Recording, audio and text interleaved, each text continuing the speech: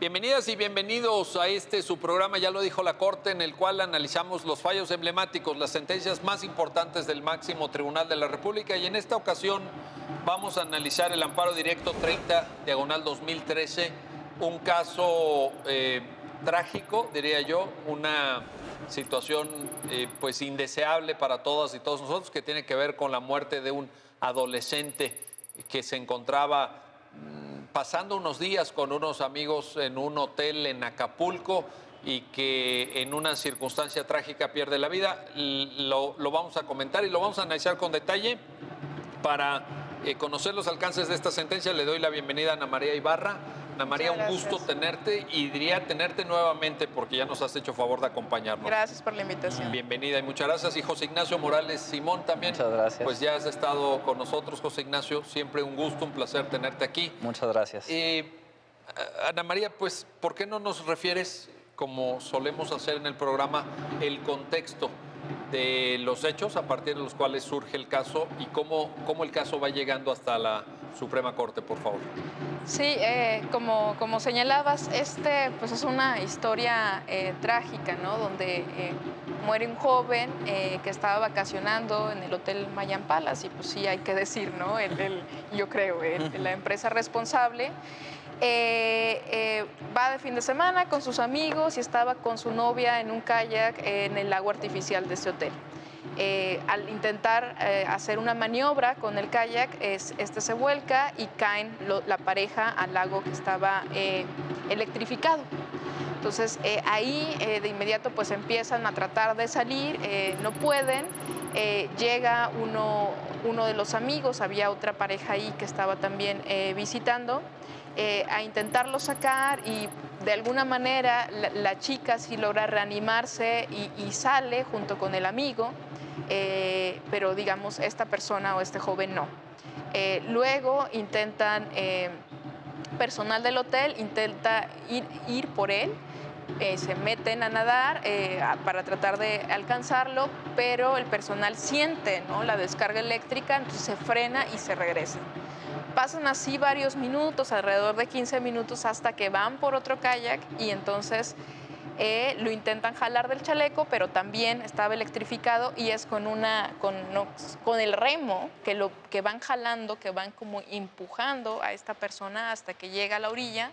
En la orilla había unos cardiólogos que estaban ahí en un congreso. Eran huéspedes, ¿no? Eran huéspedes, le intentan dar pues la rehabilitación infructífera. Pasa un cierto tiempo y llega ahora sí digamos, el servicio médico del hospital, lo llevan a sus instalaciones, lo revisan. Ahí ya no presentaba signos vitales esta persona, pero no se le informa a la novia, que era la persona más cercana familiarmente hablando de él. Esperan una ambulancia que tarda alrededor de 30 minutos, la ambulancia llega y ahí es donde los paramédicos le informan a la chica, la novia, pues que ya había fallecido esta persona. Y bueno, eso es como triste desenlace, que los padres de este joven pues se vieron pues gravemente afectados, emocionalmente afectados, no solo por la muerte de su hijo, por supuesto por la muerte de su hijo, pero también por el trato que les dio el hotel, ¿no? En el momento de no informarles y no tener como las medidas de rehabilitación o resucitación inmediatas. Demandan por daño moral a la empresa. Sigue varias instancias, se les había dado cierta cantidad, una cantidad mínima en la segunda instancia, pero se solicita la facultad de atracción de este asunto, y la Corte accede a revisar este asunto por su carácter excepcional. José Ignacio, la sentencia aborda la vía procesal, o digamos el reclamo hecho por los padres de este joven fallecido, y para ello construye, digamos, un concepto de daño moral. ¿Qué es el daño moral? ¿Qué tipos de daño moral existen? Etcétera. En general, la sentencia me parece muy innovadora. Vaya, el tratamiento que la sentencia hace de un conjunto de temas que los vamos a abordar a lo largo del programa es muy innovador, pero una de esas partes innovadoras me parece que es esta. Y te quiero pedir que nos ayudes a entender cómo la sentencia va configurando el concepto de daño moral y las diversas expresiones que ese daño moral puede tener. Sí, bueno, Miguel, como bien dices, la sentencia estaba en ese momento abriendo brecha sobre un tema en el que prácticamente no había precedentes ni nada. Incluso cuando estábamos estudiando el asunto, no había ni siquiera literatura sobre daño moral. Encontramos una tesis de licenciatura publicada y lo demás era doctrina extranjera. Entonces, y es un tema fundamental el derecho de daños, ¿no? O sea, en otros sistemas jurídicos, el derecho de daños es una de las ramas fundamentales del derecho, que es derecho, o sea, esta rama del derecho que se encarga que cada vez que sufrimos un daño, ver si se debe reparar o no ese daño. Pero en México tradicionalmente se habían dado indemnizaciones muy, muy bajas. Entonces no había habido ni muchos precedentes ni muchas sentencias y por eso este precedente hace una reconstrucción, como dices, muy genérica del derecho de daños para después ver qué es el daño moral. Ahora, sobre el daño moral en concreto, la Corte primero hace una distinción. Dice, tenemos que entender que puede haber dos tipos de daño. Como daño lesión, es decir, que vamos a ver cuál es el interés que se afecta, y después también como consecuencia, es decir, las consecuencias que generan el daño, y esto se explica muy fácil a través de ejemplos, ¿no? Si yo tengo un reloj que me regaló mi abuelo y lo rompen, el daño es patrimonial, porque el reloj es un bien patrimonial y yo tengo un interés patrimonial, pero puede generar consecuencias tanto patrimoniales como no patrimoniales, es decir, la pérdida del valor que tenía en el mercado el reloj sería el valor patrimonial, pero también la afectación que puede tener en mis sentimientos, porque es un reloj muy especial para mí, porque me lo dio mi abuelo. Entonces la Corte entiende que por daño moral se va a entender la afectación a los intereses morales, que puede generar consecuencias de los dos tipos. Y pensemos también, si a alguien se le afecta muy gravemente en sus sentimientos, puede necesitar terapia, puede ser que haya perdido su trabajo, y todas esas son consecuencias patrimoniales, pero también además se tiene que indemnizar como tal los sentimientos. Ya entendiendo que lo que protege el daño moral son estos intereses, lo define como los intereses espirituales o no patrimoniales. Que esto es una particularidad de nuestro derecho, ¿no? Que retomamos un poco el derecho francés, pero tenemos una concepción muy amplia de los intereses que se protegen a través del derecho de daños. Por ejemplo, en el derecho anglosajón han sido mucho más renuentes a abrir la indemnización de daños emocionales. Y aquí se dice que hay tres tipos de daños morales. Los daños al honor, que ya hemos tenido mucha oportunidad para platicarlos también, que eso es lo que más estaba desarrollado en México, que tienen que ver con aquellos casos en los que alguien dice algo falso sobre una persona y que tiene derecho a que se le repare esa distorsión que se generó en la sociedad sobre su persona. Los daños estéticos, que son los daños de apariencia física, que ya no se ve igual a la persona, y como tal los daños a los sentimientos. Y entonces entiende que en este caso se estudiaba el tercer tipo de daños, es decir, daños a los sentimientos, que se había afectado un sentimiento y se tenía que ver cómo se iba a indemnizar.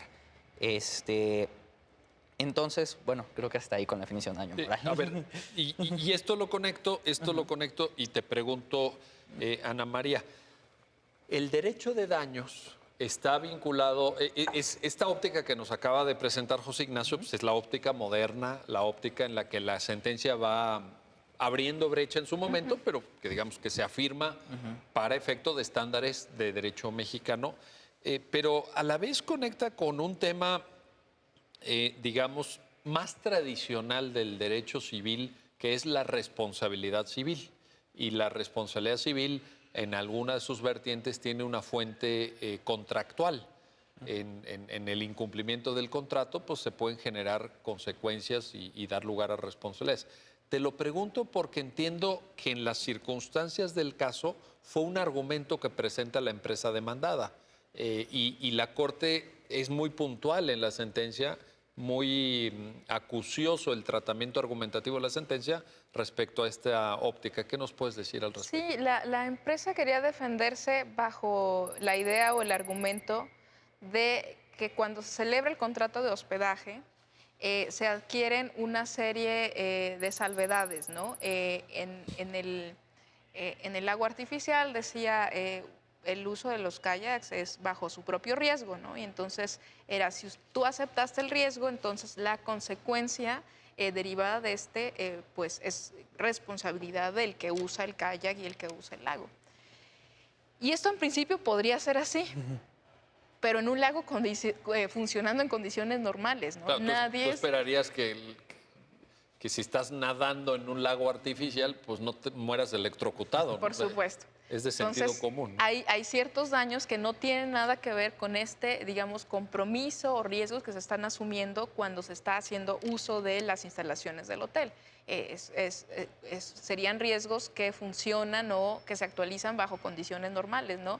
Que se pegue con el remo, que se lastime de alguna manera, pero pues nunca morir electrocutado, ¿no? No es una condición normal. ¿Y esto por qué es así? Porque hay ciertos bienes que no son disponibles o que no se pueden como sujetar no son disponibles o no se pueden contratar, ¿no? Como la vida o la integridad física. Entonces, también, aunque firmáramos un contrato diciendo... vaya, si ocurre un accidente y esta persona fallece, eso va a ser responsabilidad del usuario, pues no es algo que pudiera estar disponible para hacer materia de un contrato. Y en ese sentido, José Ignacio, la concepción de responsabilidad contractual no alcanza. O sea, el argumento de la empresa demandada, pues mire, oiga, es que aquí usted firmó, ¿verdad?, en el contrato de hospedaje que el uso de las instalaciones era bajo su propio riesgo. Exacto. Pero ese paradigma, ¿cómo lo podríamos llamar? ¿Un poco más tradicional o una óptica de derecho civil, digamos, anterior al derecho de daños, ¿no? Sí, exacto. O sea, porque la primera opción, como decía, nada más que esto, bueno, hay dos tipos de responsabilidad, ¿no? Cuando incumplimos con un deber contractual, sí, debemos de responder también por ese incumplimiento y los daños que se ocasionen. Aquí el tema era, como bien dices, si esta cláusula daba para entender que ya estaba pactado en el contrato cómo se iba a regir la relación, y eso puede pasar, ¿no? Normalmente tenemos deberes genéricos, pero si nos queremos poner de acuerdo, hace sentido que firmemos un contrato y que nos sentemos y nos pongamos de acuerdo. Por ejemplo... ¿Deberes genéricos te refieres, por ejemplo, a un deber de diligencia, exacto, a un deber de no dañar al... Digamos, esto no hace falta firmar un contrato, ¿verdad? Exacto, la mayoría de las veces y con la mayoría de las personas que nos relacionamos sabemos que tenemos que cuidarnos y que tenemos que ser cuidadosos en general para no causar daños. Pero ya cuando entramos en una relación más específica podemos pactarlo y podemos ponernos de acuerdo qué deberes tenemos uno frente al otro, ¿no? Y pensemos en un contrato de prestación de servicios, por ejemplo. Yo que entiendo o qué espero de mi abogado y qué deberes va a tener mi abogado cuando lleve mi caso. Ahora, qué bueno que mencionas ese ejemplo, porque incluso hay una mención en la sentencia. ¿Qué sucede con los deberes profesionales? Cuando tú contratas a un profesionista, pues esperas un tipo de desempeño, exacto, ¿no? ¿Es esperable o no? Exacto, justo. Y eso es a lo que quería ir, ¿no? Pero que haya esas relaciones no significa que no podamos de todos incumplir con otros deberes, como bien dices, los deberes profesionales. Si yo contrato con un abogado, aunque no lo ponga expresamente en la cláusula, espero que me defienda, ¿no? Y si nunca mete un escrito y nunca hace nada...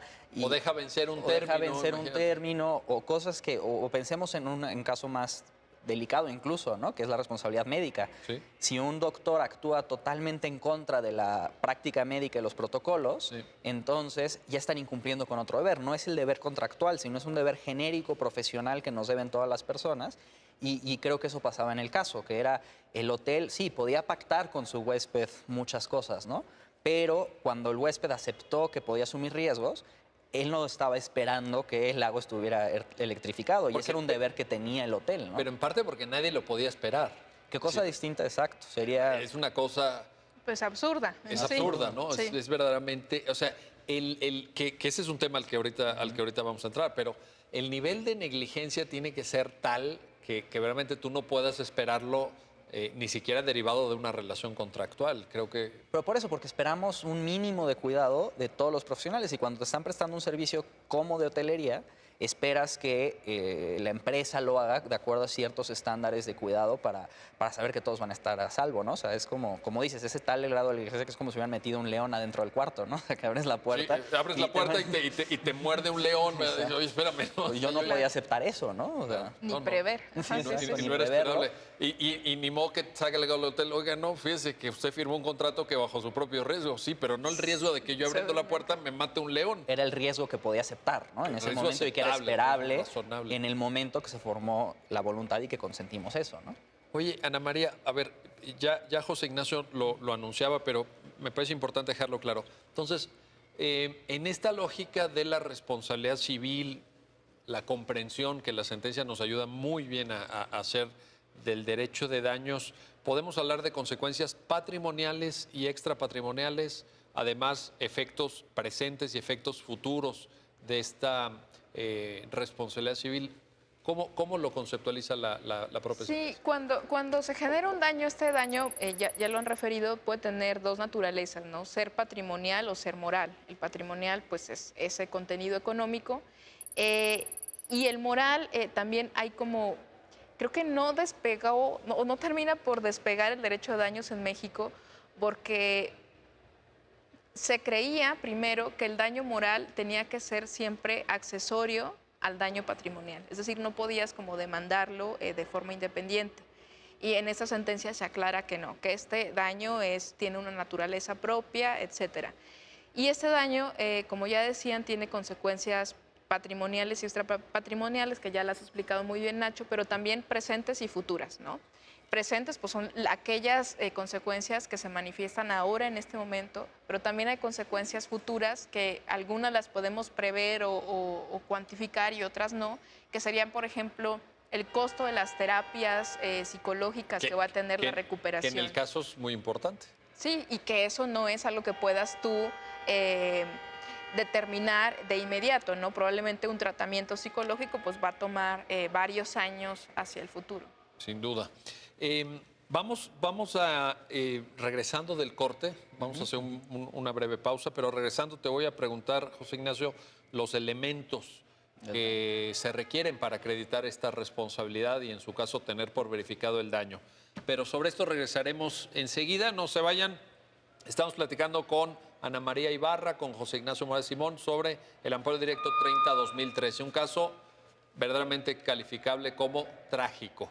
Un caso que terminó con la vida de un joven, con la vida de un estudiante, de un universitario, y que a la postre pues también fue producto de la vulneración de deberes de diligencia y de prestación adecuada de un servicio, en este caso de un servicio de hospedaje por parte de un hotel en la ciudad de Acapulco. No se vayan, regresamos enseguida.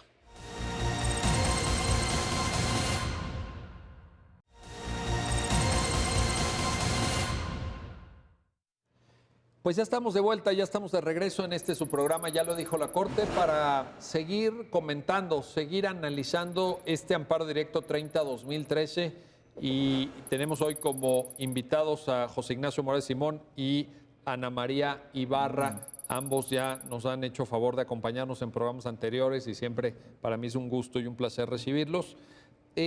José Ignacio, antes de irnos a esta pausa estábamos hablando de la comprensión que la sentencia nos permite obtener con su lectura de la responsabilidad civil, del derecho de daños, y hay una serie de elementos que se tienen que acreditar para poder verificar que ese daño existió. Y luego ya entraremos al tema de la cuantificación, etcétera. Pero, ¿cuáles son esos tres elementos importantes? Bueno, primero que nada, o sea, para entender un poco mejor los elementos, hay que entender que el derecho de daños, en este caso estamos pensando en un caso trágico y muy grave, pero intenta regular un montón de relaciones entre particulares además, ¿no? Entonces, la mayoría de daños que sufrimos, nosotros debemos de soportarlos. Si alguien abre una tienda al lado de la mía y yo acabo quebrando, voy a sufrir un montón de daños porque esa persona abrió la tienda, pero yo debo de soportar esos daños y eso es lo que entendemos. Entonces, lo interesante del derecho de daños es que para que se le pueda reparar el daño a una persona, también tiene que haber razones que justifiquen que esa persona debe repararlos, por si no sería injusto. O sea, si yo no hice nada malo, si no incumplí con nada, ¿por qué debo de yo pagarle el daño que sufre otra persona? Entonces, lo que intentan hacer estos elementos es eso, es identificar esos casos en los que hay una razón tanto para reparar como para imponer el deber de reparar, ¿no? Entonces, el primer elemento es el hecho ilícito. A ver. Que esto es, en el programa estamos hablando del incumplimiento de deberes, ¿no? O sea, que se haya incumplido con un deber. Entonces puede ser un hecho o una omisión. O una omisión podría ser también. Si yo tenía un deber de cuidado, por ejemplo, una persona que no cuide bien a sus hijos y les acabe causando daños, tenía un deber de cuidarlos, omitió eso y podría responder por esos daños. Pero los deberes pueden tener dos causas distintas, ¿no? El primero, y que son tal vez los más claros, son los deberes legales. Si la ley me impuso un deber de cuidar a una persona y yo incumplí con ese deber, pues eso es un hecho ilícito y tal vez tendría que repararlo. Que, por ejemplo, muchas actividades profesionales están muy reguladas y ahí podríamos encontrar deberes.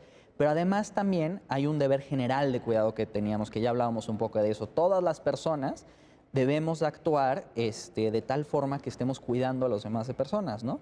A las demás personas. Ahora, esto no significa que nunca pueda provocar yo un daño. El daño no puede ser cero. Entonces, el deber de diligencia implica que yo tome las medidas que una persona razonable hubiera tomado en ese caso. Ese es un concepto interesante, que además tiene antecedentes remotos tanto en el derecho europeo como incluso en el derecho romano, vaya, esta figura de persona razonable. Pero, ¿qué debemos entender? Sí, lo que debemos entender es que no tengo que yo tomar todos los cuidados heroicos para proteger de cualquier daño a una persona. Y esto, hay un caso muy famoso inglés que creo que lo explica bien, que había un campo de cricket, porque es Inglaterra, en el que salen las pelotas de cricket son de madera. Entonces, cuando salía la pelota fuera del campo, pues podía caer y causar un daño, ¿no? Y resulta que una vez de esas veces le cayó la pelota a una persona y le causó daños físicos muy graves porque era la pelota de madera que iba caminando, ¿no? Y en ese caso, dicen los tribunales, dicen, a ver, ¿qué tan previsible era que esa pelota fuera a volar en el momento en el que la persona iba caminando y fuera a causarle un daño, ¿no? Entonces, ¿podría haber hecho más la empresa que tenía el campo de cricket? Probablemente sí, podría haber tenido mallas más altas, pero lo que dicen los tribunales en esos casos es, no, tomaron las medidas normales, adecuadas, que se espera una persona razonable, que era poner una reja bastante alta para que la mayoría de pelotas no se vuelen, no estar tampoco demasiado cerca, pero este daño tan improbable no puede entenderse como un daño que sea indemnizable. Entonces, más o menos eso es lo que busca el estándar de un hombre razonable, es decir, las medidas que una persona razonable tomaría para evitar causar daños. Porque si le impusiéramos daños ceros, siempre, bueno, pues tendríamos que estar respondiendo demasiado. Ahora, está la responsabilidad objetiva, que tiene unas reglas especiales, pero por lo general se exige eso, que se haya incumplido con un deber de negligencia. El segundo elemento es que haya un nexo causal. Esto es que el hecho de que yo haya incumplido con ese deber sea lo que haya provocado el daño. Ahora, aquí también tenemos un montón de problemas y debates, porque si entendemos la causalidad de manera natural, pues la causalidad se vuelve infinita, ¿no? Imagínate que yo ahorita te aviento la taza y te causa un daño y tú dijeras, bueno, pero es que para que yo te aventara la taza, antes tuve que haber nacido, ¿no? Y tal vez no hubiera nacido si mis papás no se hubieran conocido. Voy a demandar a tus papás, entonces. O al que presentó a mis papás. Porque si no tú naciste por eso, Exacto. pero además no te educaron bien, ¿verdad? Y si usamos el criterio que se usa tradicionalmente de la causa sine qua non, o sea, si lo quitáramos no se hubiera producido el daño, pues podremos irnos tan atrás como queramos. Oye, o voy a demandar a quien te puso el agua en la taza. Exacto. Y a quien le trajo la botella, a quien sirvió el agua en la taza. O a quien me puso de malas en la mañana. Eso. De una vez, vamos a demandar a todos. Pero, exacto. A ver, esta construcción conceptual que nos estás comentando y que está, por supuesto, en la sentencia y está en la doctrina de la responsabilidad civil y todo, del nexo causal, no está tan sencilla. No, es complejísimo. Yo lo veo, porque Ana María hacía una observación muy atinada y totalmente cierta. Dice, es que no ha despegado de daño moral, etc. Pues estamos hablando de procesos jurídicos que requieren cierta sofisticación argumentativa también. A veces hecho en falta, todos ustedes conocen, han estudiado y son expertos, por supuesto, en el derecho de otros países y han leído sentencias y las citan también en sus proyectos que elaboran aquí en la Suprema Corte de cortes de otros países. Y siento que al derecho mexicano le hace falta un cierto grado de sofisticación todavía. Creo que en algunos temas estamos muy básicos. Y no me refiero, por supuesto, a la Corte, pero me refiero en general a los abogados. Si esto no se plantea en demandas, demandas en el fuero común, en la vía civil, etcétera, pues no pueden llegar a generarse estos criterios. Pero nexo causal es muy complejo. Sí. Entonces, lo que se hace normalmente en nexo causal es que además de que haya esta causalidad natural, o sea, sí se tiene que cumplir con el requisito sine qua non, pero además hay criterios normativos de imputación. Se entiende que si se rompe la cadena de causalidad, por ejemplo, ya no hay causalidad. Y el ejemplo clásico es, si yo estamos jugando fútbol y lesiono a una persona y entonces la suben al coche para que vaya al hospital, para que le pongan el yeso, y en el camino tiene un accidente y muere esa persona, ahí se rompió la causalidad. Hay otro hecho que ya rompió la cadena de causalidad de lo que es imputable y yo no puedo responder por la muerte, aunque sí por la lesión, ¿no? Pero bueno, como bien dices, en esto hay muchos más problemas. Aquí en la sentencia se adelanta, pero creo que, como bien Perdón, dices... y temas incluso probatorios, ¿no? Sí. Temas probatorios, porque esto no es nada más de razonamiento jurídico, Exacto. sino de razonamiento fáctico. Exacto. Y el razonamiento fáctico en sí mismo... Pero yo quisiera, perdón no. mi interrupción en la explicación, pero sí quisiera no dejar la impresión de, o sea, esto puede ser muy complejo, pero también puede ser muy evidente, ¿no? Sí, Entonces, sí, no. Hay muchos casos que sí son claros y que ayudarlos como, que poderlos entender, poder entender qué está detrás, pues podría sí hacer despegar este derecho de daños, ¿no? En este caso era claramente que no se le dio mantenimiento a una bomba de agua que fue la que generó que se electrificara el lago, ¿no? Entonces, creo que ni siquiera, decías, Miguel, que en México no hemos abordado estos temas como más sofisticados, pero yo creo que ni siquiera hemos abordado los casos más evidentes, Sí, ¿no? coincido. Y hay casos muy sencillos que realmente es, bueno, vaya, si había un cable electrificado en la calle y muere una persona porque la compañía de luz lo dejó ahí expuesto, pues hay como relaciones causales muy sencillas de advertir y que sí deberían tener consecuencias, ¿no? Sí. Entonces, digamos, los casos más complejos y que nos hacen como reflexionar más profundamente sobre pues, cuestiones causales o cuestiones de prueba, pues no creo que ni siquiera estemos ahí todavía en México, pero pues al menos que avancemos en estos casos más claros y evidentes. Y qué bueno que lo mencionas, porque si algún caso claro y evidente hay, es este. Claro. Es decir, vaya, fue tan manifiesta la negligencia en el mantenimiento de las instalaciones del hotel que a la postre pues llegó hasta electrificar un lago. O sea, imagínate el nivel de lo que estamos hablando. ¿Habría un tercer elemento? Sí, el tercero es el daño. A ver. Que para que en el derecho de daños puedas tener derecho a una indemnización, se tiene que haber causado un daño, que eso es diferente, por ejemplo, al derecho penal, ¿no? En el derecho penal se te puede sancionar por poner en riesgo la seguridad de las demás personas. Por ejemplo, sancionamos la aportación de armas. Si yo estoy caminando con una bazuca en el centro, pensamos que ese es un riesgo intolerable y que se me puede sancionar. Aunque no hayas disparado la bazuca. Aunque no haya disparado. En cambio, en el derecho de daños, como decía la ley, es que se genera una relación entre dos personas en la que una le causó un daño y que entonces esa persona tiene derecho a que le reparen y yo para reparar. Entonces, para que se dé esa conexión, tiene que haber un daño. Y entonces puedo yo hacer cosas muy negligentes, o sea, puede haber personas que manejen borrachas todas las semanas, pero que nunca hayan causado un daño y entonces nunca van a tener que indemnizar a nadie. Y en cambio, una persona que una vez que incumple con un deber es negligente, lo causa y lo debe reparar. Pero para que se dé esta relación y haya un deber de indemnizar y un derecho a que se reparen, tiene que haber daño y es una de las particularidades del derecho de daños. Ana María, José Ignacio nos acaba de explicar cada uno de los tres elementos con los cuales ya podríamos configurar esta responsabilidad. ¿Cómo los aplicamos al caso concreto? Sí, ya un poco lo platicábamos, ¿no? En el caso concreto, pues ¿cuál fue el hecho ilícito? El hecho ilícito es una serie de acciones y omisiones que cometió la empresa, ¿no? En cuanto a omisiones, pues que no dio mantenimiento adecuado al agua artificial, que no preparó a su personal para que pudiera tener una respuesta inmediata, y en acciones, pues, conductas también impropias en el sentido de que la médico omitió información acerca del estado del paciente, que no llamó, bueno, eso sería una omisión, que no llamó a la ambulancia a tiempo, una serie como, digamos, de deberes incumplidos que no necesariamente, como decía José Ignacio, tienen que estar en un contrato, sino que forman parte pues de un deber mínimo de diligencia que deberían tener todas las empresas prestadoras de servicios. O sea, no todo tiene que estar regulado. Hay cuestiones que son pues obvias, lógicas, y eso es lo que tienen que cumplir y estar conscientes estas prestadoras de servicios. Oye, antes de que pasemos al punto 2, ya ahorita estamos viendo lo de hecho u omisión ilícito como primer elemento aplicado al caso concreto, pero nada más para que las personas que nos estén viendo calculen el nivel de negligencia al que se llegó.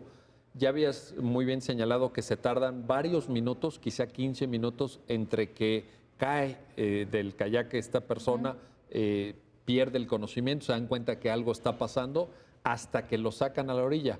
Pero no se hace el corte de fluido eléctrico inmediatamente.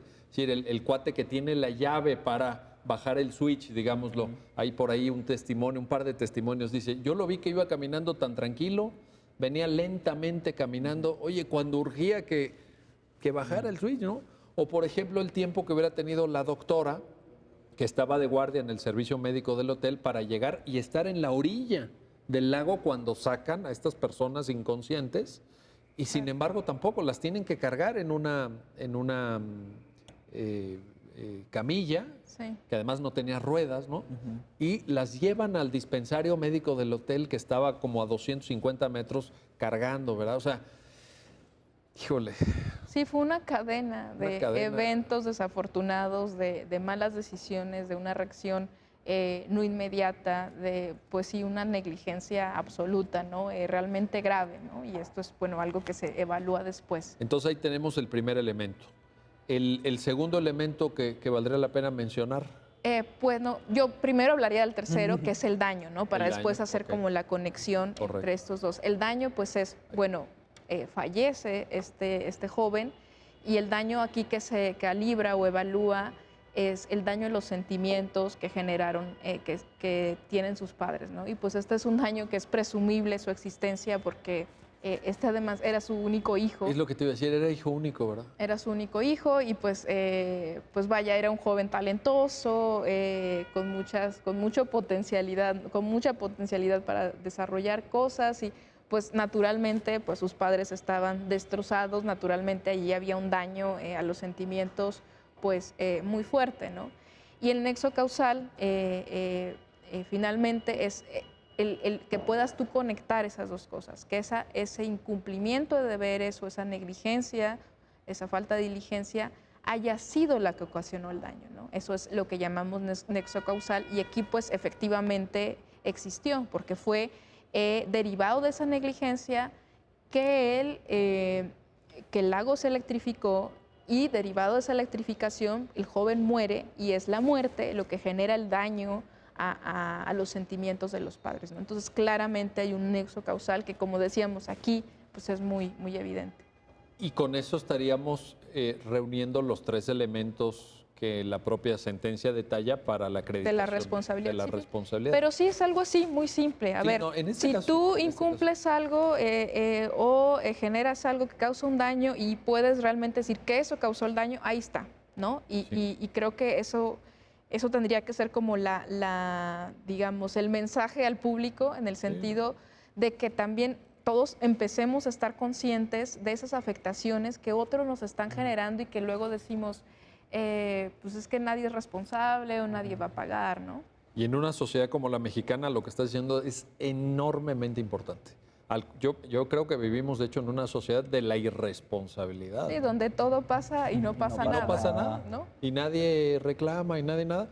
Y nuestros estándares de conducta y de relación intersocial son muy bajos. O sea, nadie se preocupa por la seguridad, nadie se preocupa por la verificación del estado de instalaciones eléctricas o de fuentes contaminantes o de potenciales riesgos a la integridad física o psíquica de las personas. ¿Y por qué no se preocupan? Pues porque no se les hace responsables, ¿no? Ese es el problema. Entonces, es precisamente lo que aporta esta sentencia, en el sentido de ir abonando esa cultura de responsabilidad, de que quien la haga, la pague. Es, digamos, esa... Oye, pero te diría, es el basamento mismo de la civilización. Es que si no tienes eso, no tienes una sociedad mínimamente civilizada, y hay impedimentos de calidad de vida. Por supuesto. Creo muy importantes. Oye, José Ignacio, ayúdame a entender, tenemos que hacer casi un corte, pero nos da tiempo. A ver, ayúdame a entender temas probatorios. Por ejemplo, ciertamente hay una presunción de que fallece tu hijo único y todo, pero en la sentencia también, que yo recuerde, hay peritajes, ¿no? Peritajes sobre mantenimiento de la bomba que estaba sumergida incluso, ¿no? Había como una bomba sumergida. algún peritaje sobre, o por lo menos documentos que acreditan que los papás ya estaban en terapia y que presentaban cuadros de psicología depresivos, en fin? ¿Qué nos puedes comentar? Bueno, como dicen, o sea, se tienen que probar todos los elementos, ¿no? Entonces, para probar, por ejemplo, el hecho ilícito, para eso se usaban las periciales, para ver que había sido negligente el hotel y que había estado electrificado el lago cuando no debía, pues se ofrece una pericial. Ahora, como dice Nama, también en este caso, tal vez con saber que estaba electrificado un lago artificial, pues tendrías que saber que había alguna negligencia, ¿no? Claro. Pero en ese caso se usaba para decir que se había electrificado porque la bomba es lo que estaba mal, ¿no? También, por ejemplo, se usaba la causa de muerte, ¿no? Que en algún momento incluso el hotel quiere que los papás firmaran que había muerto ahogado y no, o sea, claramente se establece después que había muerto a causa de la electrificación. Entonces ahí vamos que murió por eso y que eso provoca el daño a los sentimientos. Ahora, en cuanto a los daños a los sentimientos, pues no hay una prueba directa, ¿no? Claro. Pero hay muchas pruebas indirectas. O sea, como dicen Ama, a veces pensamos que son muy sofisticados estos casos, cuando en verdad, cuando uno ve a un amigo deprimido, es fácil saber que está deprimido. Entonces eso se establece desde máximas de la experiencia, como dices, cuando los padres sufren una pérdida como la que sufrieron en este caso, no necesitamos saber más para saber que están deprimidos. Pero además se daban otras pruebas, como decir, bueno, están yendo a terapia, están acudiendo, están teniendo estas conductas, y podríamos en otros casos incluso probar otras cosas, como pues ya no están trabajando, renunciaron, no tienen energía, y todo eso son pruebas indirectas del intenso daño a los sentimientos que están sufriendo, ¿no? Entonces, así. Y te lo preguntaba porque en otros casos, este caso ya muy bien Ana María lo explicaba con toda puntualidad y creo que tiene mucha razón en señalar, a ver, este caso es de los fáciles, digamos, aunque la sentencia es innovadora y creo que va muy a fondo, pero el caso en sí mismo, vaya, es de los sencillos. Pero cuando nosotros observamos el derecho comparado, la propia sentencia, de hecho, es muy diligente en citas, ¿no? Tanto de doctrina extranjera como casos resueltos por tribunales de otros países, etcétera. Sí nos damos cuenta del enorme debate que hay en materia probatoria de daño. En todo el derecho de daños, eso es un debate abierto, que seguramente se vincula con el concepto de nexo causal. Sí, y bueno, y también quería comentar algo lo que dices, ¿no? O sea, como dices, este caso tal vez era fácil, pero también lo valioso es eso, que la sentencia introduce todos estos conceptos, introduce todas estas herramientas que nos van ayudando a resolver otros casos. Y yo sí creo que en México, a partir de esto, hay muchos más litigios en materia de daños. No tantos como se debería, ¿no? Yo en esto Pero yo sí creo que han crecido mucho más. O sea, de no haber nada, ahora ya hay foros, hay seminarios, ya hasta hay libros sobre esta sentencia en específico, ¿no? Y antes no había nada, ¿no? Entonces, exacto, o sea, creo que esta sentencia nos veía como un mapa para ir viendo los otros detalles conforme se vayan presentando los casos. Y como dices, el tema de prueba, por ejemplo, es algo que no acaba de estar desarrollado en nuestra sentencia, en nuestra doctrina, perdón, pero también por eso, porque en este caso no se requería tanta prueba, ¿no? Sin duda. Y el otro tema que también es importante, y se los voy a preguntar regresando del corte, es la fórmula de calcular la indemnización. Todo este debate sobre pues el alcance, ahora sí que, como ya por ahí se dijo, pesos y centavos, ¿no? Cómo llegar a esa determinación desde el punto de vista judicial, pero sobre esto platicaremos enseguida. No se vayan, seguimos analizando el amparo directo 30-2013, una sentencia derivada de un caso trágico, pero que nos suministra un mapa, me gustó mucho la expresión de José Ignacio, un mapa para entender responsabilidad civil, daño moral, los elementos que se tienen que acreditar y el razonamiento jurídico que tienen que llevar a cabo nuestros jueces. Regresamos enseguida.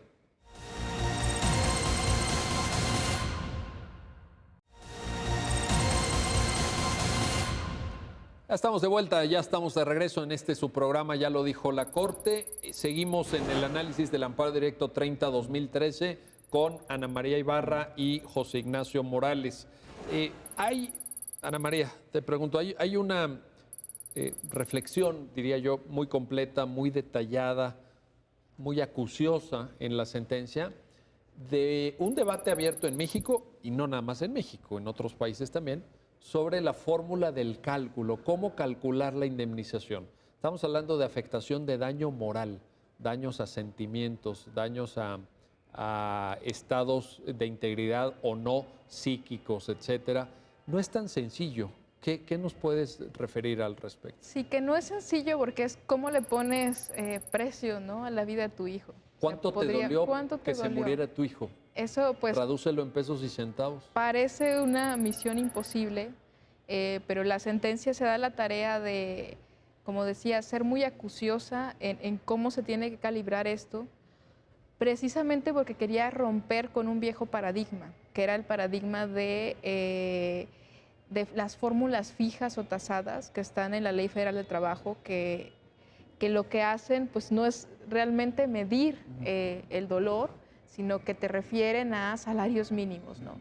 Y que son fórmulas además, o digamos parámetros que son pues muy limitados y muy, de baja cuantía, ¿no? Entonces, eso también creo que es lo que generó que en nuestro país no se litigaran daños, no se hiciera toda esta como evolución del derecho a daños, porque realmente las indemnizaciones siempre eran muy pobres. Y aquí se llega por primera vez y desde la Suprema Corte a una indemnización de 30 millones de pesos. Entonces se tenía que justificar por qué 30 millones de pesos. 30 ¿no? millones de ¿Cómo pesos. pasar de lo que te dolió la muerte de un hijo a esos 30 millones de pesos? Entonces ahí la Corte hace un esfuerzo de establecer ciertos parámetros para evaluar el dolor, ¿no? Se dice, por supuesto no se puede regresar el estado de cosas anterior, por supuesto no se trata de enriquecer a la otra persona, a las personas que están sufriendo, pero sí de compensar o ayudar, a aliviar un poco este sufrimiento. Y para esto establece ciertas cosas que se tienen que evaluar, pero por supuesto el tipo de daño, la gravedad del daño a las emociones que se generó. Pero algo muy importante, y creo que es lo que viene a romper esta, digamos, óptica anterior, es la gravedad de la conducta de la persona responsable, en este caso de la empresa responsable, ¿no?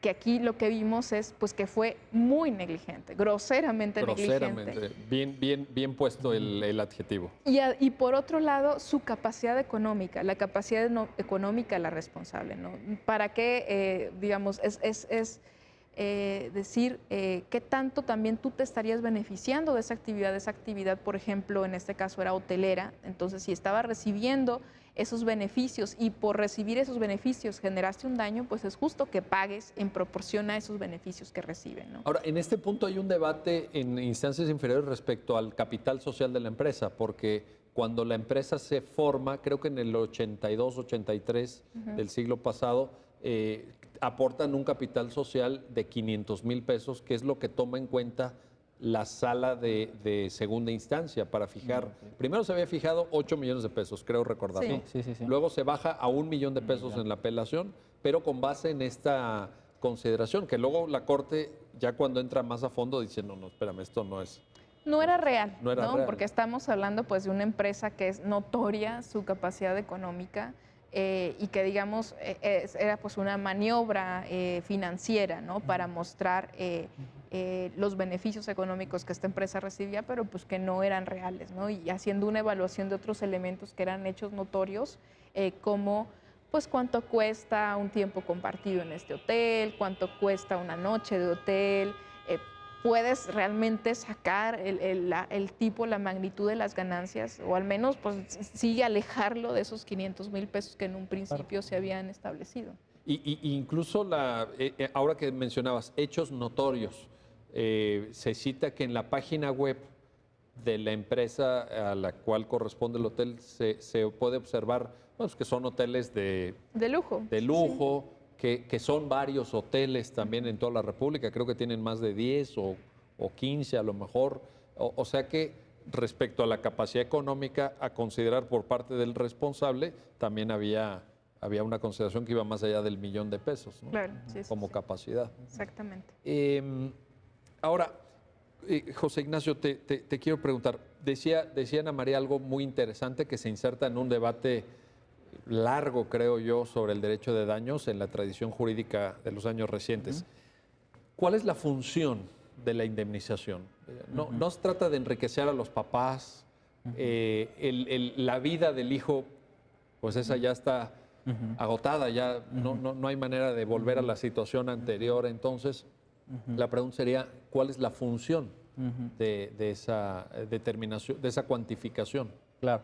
Lo que se busca con el derecho de daños es reparar el daño. Y esto, como lo explica normalmente en la dogmática, es se busca restablecer la situación anterior de que se hubiera producido el daño, Sí. que eso es la justicia correctiva, ¿no? Sí. Entonces, que lo más fácil es eso. Si yo te quito 10 pesos, la forma para restablecer las cosas como estaban es regresándote 10 pesos. Pero obviamente esta fórmula se complica muy rápido con los casos concretos, pero eso tampoco nos debe tener. Y como decía, y los daños a los sentimientos tal vez no los podemos evaluar, pero eso pasa mucho también en la realidad, ¿no? O sea, si yo te prometo venir al programa o prometo llevar un pastel a tu boda y no lo llevo, también eso se vuelve irreparable o ya no hay forma en la que yo pueda volver a cumplir con mi deber primario.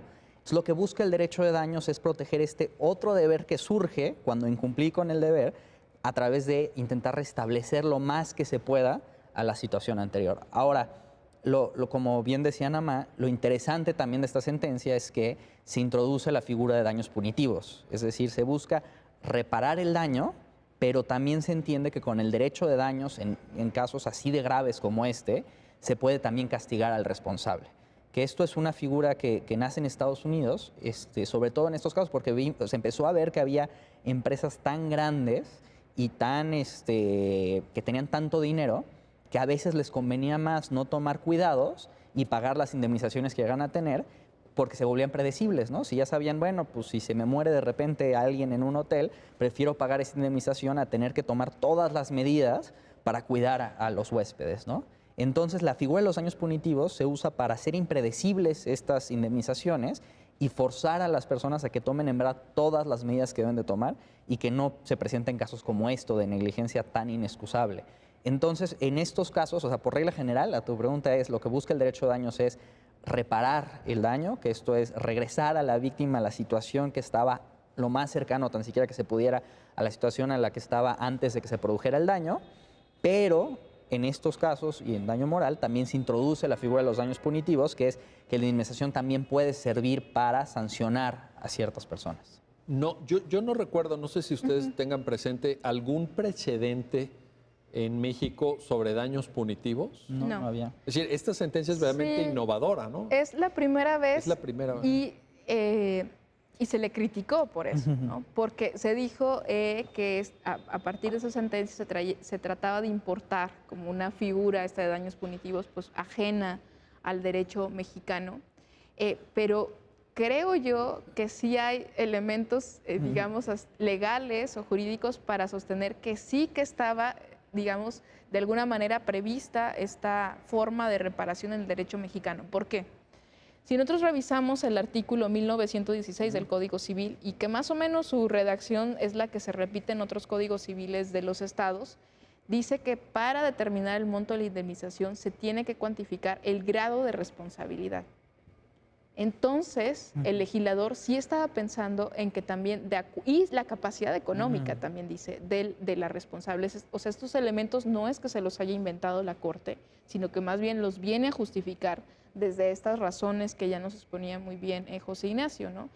Y también nos fuimos a la exposición de motivos y también ahí se veía claramente la intención del legislador de decir, no, es que hay que castigar y es que hay que disuadir a las personas de que generen daños y que no hagan este cálculo costo-beneficio de que me sale más barato pagar que tomar todas las medidas diligentes para que no se generen daños a las personas. Ahora, esta crítica de la importación de figuras que, como ya muy bien en este caso concreto nos lo explicó José Ignacio, pues proviene de Estados Unidos, también me parece una crítica desproporcionada en el sentido de decir, a ver, es que en el derecho contemporáneo en todos los países hay una circulación de ideas, hay una migración de criterios y eso no empobrece a nadie ni afecta a nada, al contrario.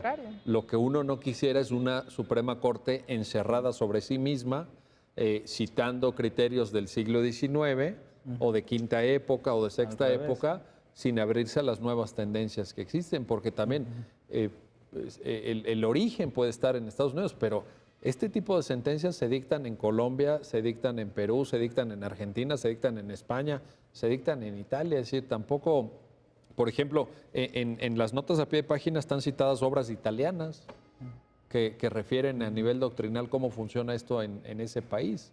Entonces, no, tampoco me parece una crítica Y de entrada el derecho de daños ya es una importación, ¿no? O sea, no es como que nosotros hayamos inventado estas categorías y La estos responsabilidad elementos, civil ¿no? O sea, misma, aunque también están citados muchos autores mexicanos clásicos del derecho civil, pero ahí el derecho civil francés del siglo XIX pues es la base sobre la cual se ha ido construyendo la doctrina mexicana. Alguien que dijera, no, el derecho civil mexicano ha sido impermeable a las influencias extranjeras, yo creo que estaría faltando groseramente a la verdad, ¿no? Y también, me da la impresión. Exacto. Y bueno, y estoy totalmente de acuerdo con las razones jurídicas que nos explicaba muy bien Ana María, pero también es eso, que teníamos que ver que nuestro derecho de daños no estaba funcionando, no se estaba reparando los daños. Las personas podían, sobre todo las empresas más grandes, podían actuar impunemente, imponer los riesgos que quisieran y no pasaba nada. Y advirtiendo esa necesidad de robustecer la responsabilidad y de traer a juicio a las personas que traían, que causaban esos daños, había que subir las indemnizaciones, porque para como estaban, o sea, como bien decías, en un caso así de trágico, de grave y de salvaje, le estaban dando $1.000.000 a los papás, que vaya, no es nada, o sea, porque el tema es que era de ahí para abajo, ¿no? Entonces no daba a veces ni siquiera para los honorarios de los abogados. Entonces, creo que dices muy bien que es como un momento en el que conviene reflexionar y ver qué no está funcionando el derecho y qué se puede traer para detonar cambios y detonar cambios sociales que deseamos. Ana María, es que ahora que mencionabas capacidades económicas, hay un debate también en las sentencias sobre si tiene que ser tomada en cuenta la capacidad económica de quien genera el daño o también la capacidad económica de quien resiente el daño. Y luego se anuda, digamos, esta reflexión en la sentencia con la no discriminación por condición social del artículo 1, párrafo 5 de la Constitución.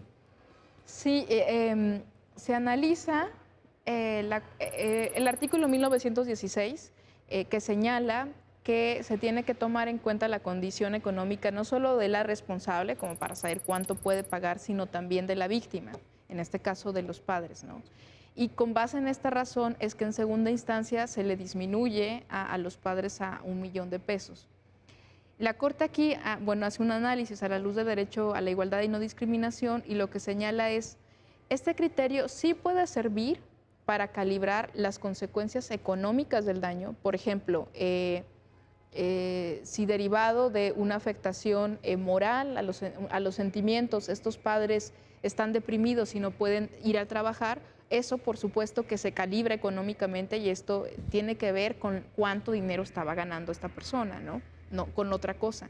Esta, digamos, consecuencia patrimonial de la afectación moral sí puede ser calibrada con base en la capacidad económica de la víctima, pero no así la consecuencia extrapatrimonial, el dolor, ¿no? El dolor puro, o sea, ¿eso qué tiene que ver con la capacidad económica de las víctimas? Pues nada, y ahí sí estaba siendo discriminatoria o sí es discriminatoria esta norma cuando incorpora este elemento para medir esas consecuencias morales. Aunque digamos, la interpretación correcta sería esta que señalas. Entonces, esa norma tiene que ser interpretada como que la capacidad económica de quien resiente el daño no puede incidir en la determinación del grado de afectación de los sentimientos, etcétera, la dimensión puramente moral, digamos, de esta manera, ¿no? Esa es la lectura correcta. Esa es la lectura que hace la Suprema Corte en este caso. Estamos casi llegando al final, nos queda muy poco tiempo, pero no quiero dejar de preguntarte, José Ignacio, ¿qué puertas abre esta sentencia? Digamos, tú como jurista joven del siglo XXI, si tuvieras que explicar esta sentencia en una escuela, en una facultad de Derecho o en un foro de abogados, digamos, en una reunión de abogados, ¿sobre qué pondrías el acento? Para mí esta sentencia es paradigmática e histórica por eso, porque en un tema en el que no había desarrollo en México y que es un tema fundamental que tiene que ver con proteger los bienes más básicos que tenemos las personas, en este caso es la vida, pero también pueden ser lesiones muy graves, es una de las funciones más básicas del derecho, que es protegernos de los daños que nos pueden causar otros, que no tenía desarrollo. Entonces, lo que hacíamos es abusar del derecho penal en lugar de poder tramitar por esta vía que me parece mucho más adecuada para muchos casos. Entonces, esta sentencia marca un parteaguas, abre todo un aspecto y una área de litigio y de oportunidades para desarrollar, para pensar, tanto en las escuelas como en los despachos, para plantear casos interesantes y que se vaya haciendo una doctrina alrededor que al final generen una sociedad en la que podamos saber que si alguien nos causa un daño de manera injustificada, vamos a tener derecho a que nos lo reparen, que creo que eso no está claro en México. Creo que en México No, al revés. No, evidentemente, Sí. viendo nuestra realidad. Entonces, ahora, entender eso, que esta sentencia, como bien decías, es la primera, ha habido otras, pero no hay mucho, pero es un área en pleno desarrollo en México y en el que hay que poner mucha atención y mucho acento para acabar de desarrollarse. Esta sentencia pone los cimientos mínimos para sobre eso ir construyendo más, y en eso me parece muy valioso que se haya dado una indemnización como se dio, porque justamente hace atractivo el litigio, hace atractivo que haya foros, que haya seminarios, porque sabemos que es algo que se puede litigar y no es nada más teoría, y que va a ir ayudando a construir esas reglas que nos generen esos sistemas. Pues entonces la recomendación sería, en esta conclusión que nos planteas con tanta claridad, José Ignacio, pues que hay que leer la sentencia. Lo primero que hay que hacer es leerla, comprenderla. Es una sentencia larga, es una sentencia muy minuciosa, que va atendiendo cada uno de los puntos con gran detalle y que coincido. Hay un antes y un después de esta sentencia en México. Pero qué bueno que ya llegaron los temas de responsabilidad, de daño moral, de daños punitivos. Yo en esto, al contrario de la crítica que mencionaba Ana María Ibarra, yo le doy la bienvenida a estas figuras. Claro que México tiene que estar abierto a esto. Qué bueno que la Corte sea sensible y que se vaya avanzando. José Ignacio Morales, muchísimas gracias. Ana María Ibarra, gracias nuevamente por acompañarnos. Y a ustedes que hacen posible este programa, ya lo dijo la Corte, en el cual siempre analizamos, discutimos, ponderamos los aspectos importantes, torales, de los fallos emblemáticos del máximo tribunal de la República. Hasta pronto.